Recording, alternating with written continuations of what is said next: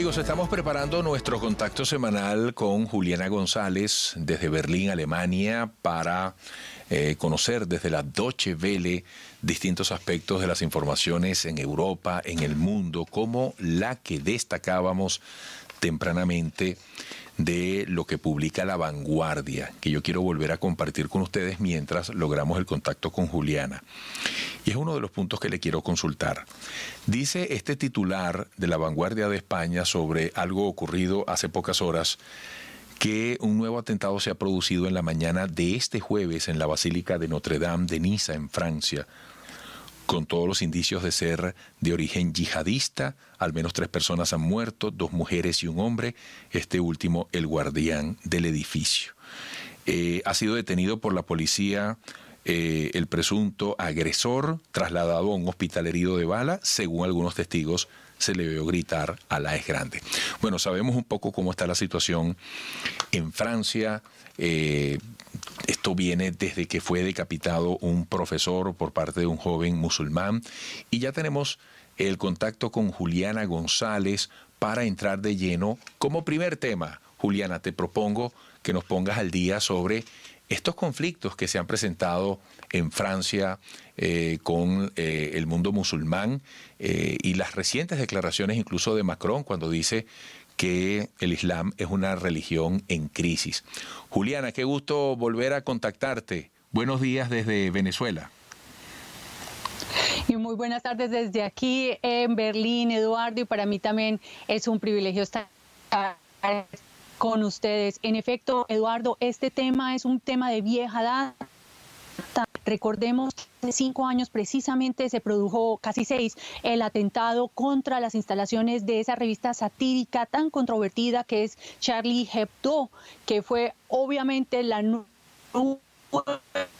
que es la nueva piedra en el zapato entre Turquía y Francia. Pero el tema de la religión, de las desmanes, también de los grupos radicales, porque no se puede hablar de un Islam en general, sino de estas células radicales, de estos individuos que ponen su fanatismo por encima de la razón, ha tenido consecuencias mortales en Francia en muchas ocasiones, mencionadas anteriormente, el caso más reciente que es el de este profesor, y justamente el día de hoy con ese atentado en la iglesia Basílica de Nuestra Señora en Niza, donde las autoridades hasta este preciso momento no han querido dar muchos detalles, pero sabemos que el país se encuentra en la alarma máxima de seguridad. Y es que esto es también una consecuencia de esas conversaciones difíciles que tienen muchas veces los mandatarios. Las palabras van y vienen y a nivel diplomático pueden hacerse, digamos, muchos movimientos que luego vemos se ven reflejados en la sociedad cuando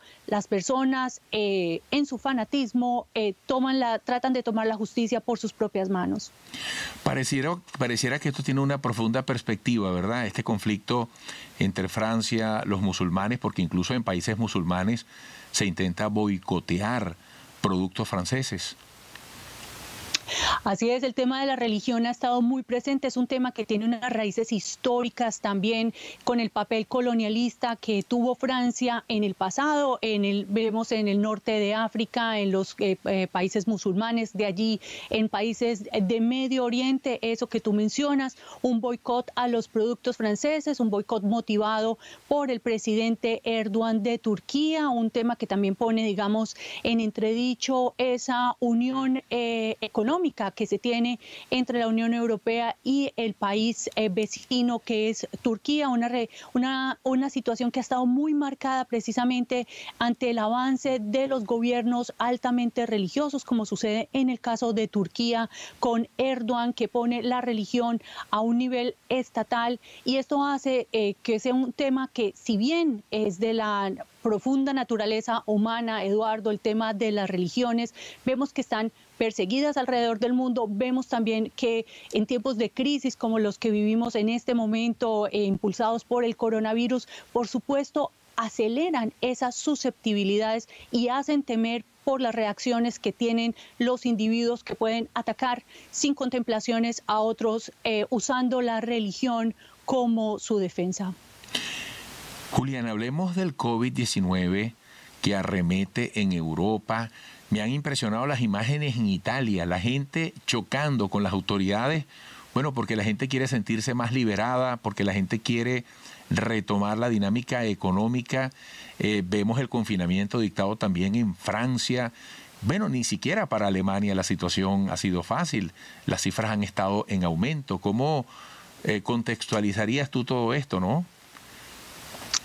Así es, Eduardo, una segunda ola trae una segunda ronda de confinamientos y estos confinamientos a nivel psicológico no son fáciles para nadie y a nivel económico no son tampoco sencillos para unos sectores de la población. Lo que vemos en esta segunda ola, si se quiere, de confinamientos es que las autoridades europeas, cada una dentro de su país, intentan tomar ciertas medidas, es lo que aquí se ha denominado un confinamiento suave, porque afecta a los sectores involucrados en la vida de la interacción humana. O sea, acá está también este otro elemento económico, este elemento de la interacción que se busca evitar a través del cierre de bares, de restaurantes, de sitios de espectáculos y, por ejemplo, salas de concierto. Pero esto tiene un peso económico precisamente más fuerte para la gente de ese sector, que ve también ahí tambalear su subsistencia, y esto, por supuesto, hace que sea mucho más difícil para las autoridades, pero también es cierto, y lo decía la canciller Merkel, precisamente que la situación es mucho más grave, lo repetía también ayer el presidente francés Emmanuel Macron, que la situación se ha desbordado de las proyecciones que tenían originalmente los gobiernos. Sabían que por esta época del año llegaría una segunda ola, pero no se imaginaron que fuera un nivel exponencial de contagios como el de ahora, y vemos que en países como Francia o en países como Bélgica, por ejemplo, ya se trasladan enfermos de hospitales nacionales a otros países de la Unión Europea, buscando reducir la capacidad, o liberar un poco la capacidad de los hospitales. Y en el caso de Alemania, si bien estas cifras son aún bajas, se habla del 10%, el temor más grande de este país es la falta de personal médico y de enfermerías, un problema que ya existía incluso antes de esta crisis del coronavirus. Juliana, cuando uno escucha de una descripción como la tuya, interpreta que el primer mundo se ve forzado a retroceder su paso en el intento de avanzar en la superación del coronavirus, ¿estamos diciendo que este es el peor momento en 2020 para estos países? ¿Cómo comparar esta segunda oleada con la primera? Bueno, es una excelente pregunta, Eduardo. Tal vez es peor en el número de cifras, tal vez es peor por ese cansancio, ese agotamiento que tenemos todos frente a un tema que parece no terminar, y esto genera, por supuesto, enormes dudas, pero sin lugar a dudas, pese a todo, no es peor que lo que teníamos al principio del año, en el mes de marzo y abril, cuando se declara la pandemia. Recordemos que desconocíamos mucho sobre este virus, desconocíamos su transmisión a través de los aerosoles, habíamos cerrado prácticamente y paralizado la economía y la vida social. Uno de los temas más urgentes era, por ejemplo, el de los colegios, el de los jardines infantiles, el de los centros geriátricos, donde la gente estaba confinada completamente, donde los colegios no operaban. Y aquí en Europa tenemos en esta segunda ola un margen de maniobra un poco mayor. Muchos de los hospitales han sido dotados de más camas, de más ventiladores mecánicos. Existen todos estos fondos de la Unión Europea para paliar un poco, mitigar un poco la crisis que ha producido, sobre todo en el sector del turismo, para países como Italia y España, que tienen una gran dependencia. Y es claro, el sentimiento de la incertidumbre de qué vendrá, cuánto tiempo durará esto, pero creo que en términos generales no estamos peor que lo que estábamos al principio, solamente que es el golpe fuerte de volver a empezar prácticamente después de unos meses de mucho relajo que hubo aquí en Europa. Juliana, como siempre, precisa, grata, oportuna. Nos complace muchísimo contar contigo todas las semanas con el apoyo de la Deutsche Welle. Será hasta la próxima. Un gran abrazo. Así será, un gusto para mí y nos vemos la próxima semana, Eduardo. Gracias, Juliana González, corresponsal política de la Deutsche Welle, con este reporte semanal tan interesante desde Berlín, Alemania. A la pausa.